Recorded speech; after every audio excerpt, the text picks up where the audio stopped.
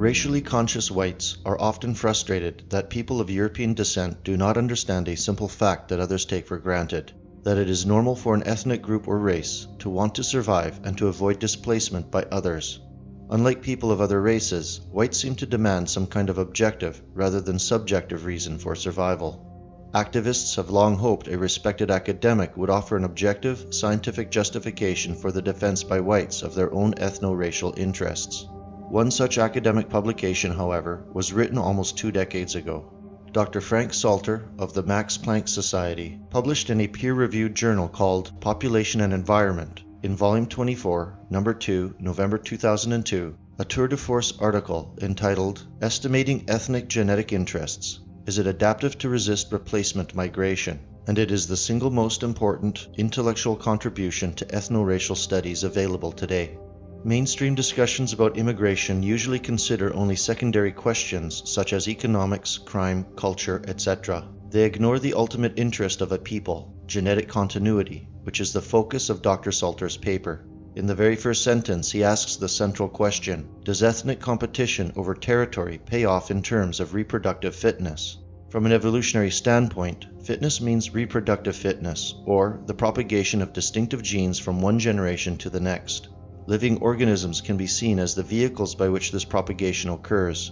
Thus, as Dr. Salter explains, adaptive behavior maintains or increases the frequency of one's distinctive genes in the population.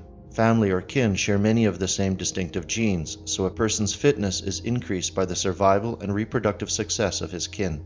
This is also true for ethnic groups, or ethnies, which is the term Dr. Salter prefers. Like families, ethni have more distinctive genes in common with each other than they do with other populations. The same can be said of members of the same race. Although the genetic kinship of ethni members is more diluted than that of family members, ethnies are large reservoirs of genetic interests for the members. Therefore, just as a person has a great genetic interest in the well-being of his family, so does a German have for Germans, an Italian for Italians, etc. In this sense, it can be as adaptive to support one's ethno-racial group as to support one's family. A defined territory is crucial for the survival of an ethny. According to Dr. Salter, the special quality of a defended territory is that it insulates a population from the vicissitudes of demographic disturbance. Acquisition and defense of territory are therefore an integral part of the tribal strategy of humans. The passionate relationship between a people and its homeland has been constant throughout history. And as Dr. Salter points out, a people can suffer many setbacks, but as long as it retains its own territorial space, it can recover. In the long run, only territory ensures survival, and human history is largely a record of groups expanding and contracting, conquering or being conquered, migrating or being displaced by migrants. The loss of territory, whether by military defeat or displacement by alien groups, brings ethnic diminishment or destruction, precisely what is happening in the multicultural West today. A large part of Dr. Salter's work in this paper is a quantitative analysis of this negative genetic impact. The analysis is based on 2 concepts: carrying capacity and genetic kinship.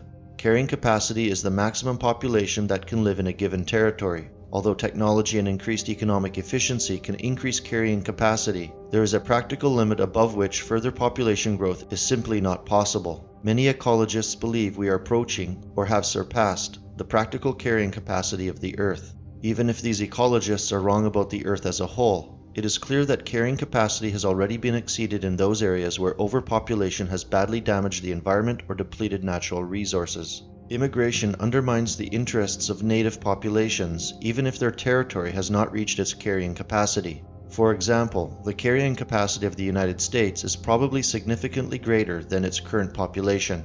However, one day its carrying capacity will be reached, and if at that point part of the country is filled with the descendants of today's immigrants, heritage Americans will have no room into which they can expand. In other words, even if the carrying capacity of the US is as high as 600 million or more, if that population figure is ever reached, some portion will be the descendants of genetically alien immigrants. The presence of millions of non-whites will make the parts of the US they occupy unavailable to whites. And we may reach this carrying capacity sooner than later, as America, as is the rest of the globe, is a closed system. Dr. Salter notes that immigrants can change the carrying capacity of their new nation. Intelligent, hardworking immigrants could in theory raise the carrying capacity by increasing the efficiency at which resources are used, or incompetent immigrants can drain on resources and lower the carrying capacity. Obviously, the latter is occurring in all countries in the West. The other concept central to Dr. Salter's paper is genetic kinship. Even though all humans share many genes, kinship is a measure of the genetic similarities and differences above and beyond this general gene sharing. It measures the relative frequencies of ethnically distinctive genes. Kinship values can be either positive or negative. If individuals or groups share more genes than is typical of a population, then the kinship is positive. If they share fewer genes than average, kinship is negative. Genetic kinship can be mathematically derived from studies of the genetic variation or distance between populations. The genetic data that form the basis of Dr. Salter's quantitative analysis are from the work of Luigi Luca Cavalli-Sforza's 1994 book, The History and Geography of Human Genes, which examined the frequencies of genetic variations in a broad range of human populations. In general, the data are sound, and they can be used to measure the extent of the damage alien immigration does to the genetic interests of native populations. It is important to note that Dr. Salter treats the arrival of immigrants not as a simple addition to the population, but as a one-for-one displacement of natives. This is methodologically correct because when a nation reaches its carrying capacity, it is the presence of immigrants and their descendants that make it impossible for natives to increase their numbers. What may not appear to be one-for-one displacement today will, in retrospect, be seen to be precisely that in future. Dr. Salter expresses the loss of genetic ethnic interest in units he calls child equivalents. In other words, for any given member of the native population, what is the number of lost children that would equal the loss of his ethnic genetic interests caused by the arrival of a certain number of aliens? Note that we are not talking about actual children, but the gene equivalents put into the form of a genetic parent-child relationship. Put differently, the arrival of immigrants from other ethnies will change the genetic character of a population and make it more alien to every member of the native ethne. The amount of genetic change from the point of view of any given member of the native ethne can be calculated as the equivalent of the number of children not born to that person. An example will make this clearer. Dr. Salter begins by considering the English as the native population and examines the effects of the immigration of 10,000 Danes, an ethne that is genetically very close to the English. Replacing 10,000 Englishmen with 10,000 Danes changes the genetic characteristics of the population so much that the resulting post-displacement population differs from the undisturbed population by the equivalent of an Englishman or woman not having had 167 children. Again, we are not talking about actual children, but of the genetic equivalent. Let us consider another example. What if the immigrants were Bantus, a population very genetically distant from the English rather than Danes? Here the genetic cost to any given Englishman of the arrival of 10,000 Bantus is the equivalent of 10,854 lost children. Clearly, the extent of the genetic transformation of a population depends on the genetic distance between the native and immigrant populations. And what if the level of immigration were larger, and more in keeping with the massive displacement of Western peoples we see today? The English population is roughly 50 million. If 12.5 million were replaced by an equal number of Danes, the genetic loss to the English would be the equivalent of 209,000 children not born. If the immigrants were from India, the loss would be 2.6 million children. If the immigrants were sub-Saharan African, 14 million. These figures are not guesses or estimates. They are objective mathematical results based on genetic data accepted by the scientific community. And you can be assured that the top brass in the liberal intellectual elite understand all of this. While plunging birth rates may be genetically damaging for European-derived peoples, the replacement by genetically alien immigrants is far worse. A falling birth rate reduces the population but does not transform it genetically, and a future increase in birth rates can always make up for the loss. Once immigrants have established themselves in a native territory, their genes are a permanent addition. From the standpoint of genetic ethnic interest, the idea that immigration makes up for low native birth rates is pathological. And why does immigration cause such large genetic loss? Dr. Salter writes, "Random members of an ethnic group are concentrated stores of each other's distinctive genes, just as children and cousins are concentrated stores. Some ethnies are so differently genetically that they amount to a large negative store of those distinctive genes.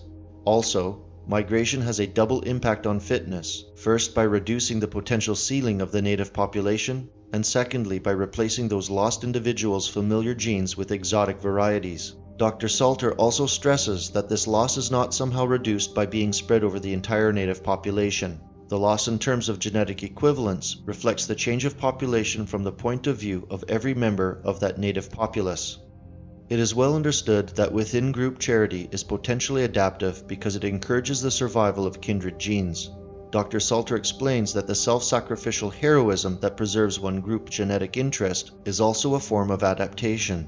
For example, Dr. Salter points out that an act of charity or heroism performed by an Englishman that prevented 10,000 Danes from replacing 10,000 Englishmen would be worthwhile genetically even if the Englishman sacrificed his life and with it the potential of having up to 167 children. Preventing replacement by Bantus would justify an even larger sacrifice, given the greater potential loss of genetic interest. It is clear then that pro-white activism intended to avoid displacement is normal and adaptive, and justified by rational analysis. It is multicultural surrender that is pathological, as all peoples in all periods of history have instinctively known. Men have not had to be taught to die for their countries. The preservation of their land and people has been more important to them than life itself. Dr. Salter further observes that white Americans have, in the name of multiculturalism, engaged in a unilateral withdrawal from ethnic competition, with devastating results for their genetic interests. The majority also suffer from minority free-riding of two kinds. Minorities that cluster at the bottom of the social scale form an underclass that increases its reproductive fitness by absorbing resources and welfare from the majority, making the majority pay for its own genetic dispossession and loss of fitness. At the same time, more competitive minorities can manipulate public policy in their ethnic favor against the interests of the majority. Dr. Salter's paper can be summarized as follows. Ethnies and races are large reservoirs of genetic interest for group members. Ethnic genetic interests are real and vitally important. Genetic kinship can be calculated, and the harm to any person's or group's ethnic genetic interests resulting from alien immigration can be quantified. Immigration of even closely related groups has a negative impact on genetic interests, and this detrimental influence increases rapidly with the greater genetic distance. Putting this detrimental impact in the form of child equivalence is a particularly powerful way of demonstrating these effects. If people of European descent understood that every non-white face they see is diminishing their personal and group interests, they might begin to understand that they are being ill-served at a fundamental genetic level by non-European immigration and the ideology of multiculturalism. Dr. Salter's paper stands as an objective, scientifically sound justification for the active pursuit of ethnic and racial interests. Liberals cannot deny the facts discussed here, nor can they deny that they point to the necessity of European ethno-racial nationalism. The formation of ethnic-based national states is the most efficient way of safeguarding ethnic genetic interest. Closing off the safety valve of third world immigration to the West should be as attractive to the sincere left as to the racial right. Dr. Salter's works must be widely disseminated among thinking whites, for the survival of our people will eventually depend on such scientific narratives.